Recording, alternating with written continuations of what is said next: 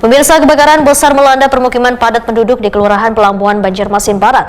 Kobaran api membakar habis puluhan rumah di RT 55 Wan RT 59 di kawasan Jalan IRPHM Nur Wan Jalan Barito Hulu, Banjarmasin Barat.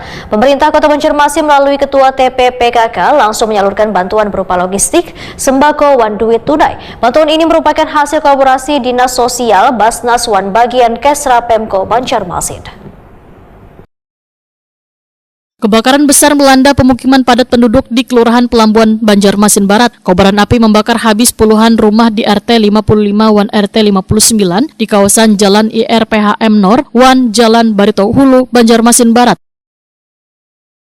Api dengan cepat membesar hingga membuat relawan pemadam kebakaran kewalahan. Proses pemadaman juga terkendala akses jalan Wan Titian nang sempit. Akibat kebakaran ini 23 rumah nang dihuni 28 kepala keluarga ludes terbakar, hanya menyisakan puing wan tihang bangunan.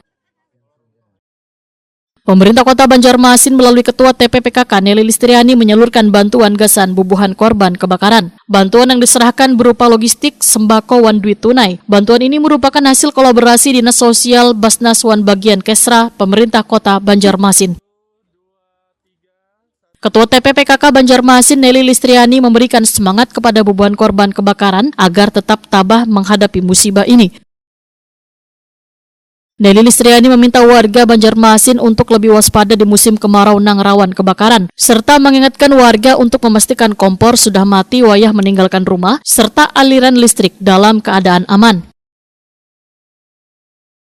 Oke, pertama-tama kami ucapkan terima kasih dan ulun mewakili Bapak Wali Kota Banjarmasin berserta Dinas Sosial dan BPBD dan Kesra, kemudian Basnas, Pak Lah.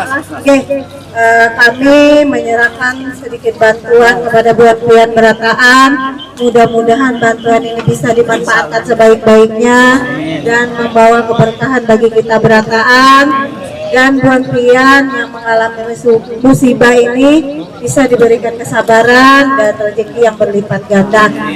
Ulun kada panjang lebar, harinya hujan, ulun terima kasih, mudahan buat-buat diberikan kesehatan dan kesabaran, dipanjangkan umurnya.